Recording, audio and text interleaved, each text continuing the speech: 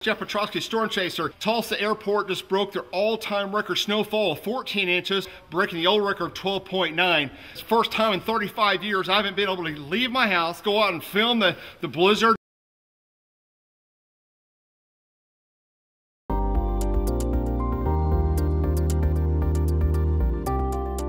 We're just east of Pryor, almost to the lake out here, and Salina, what is it deep? There's a chopper flying up above us. It is really deep up here. This is Highway 20. Highway 20, impassable.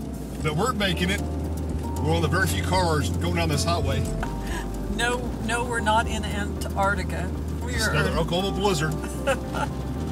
A small 30-inch snow, no big deal.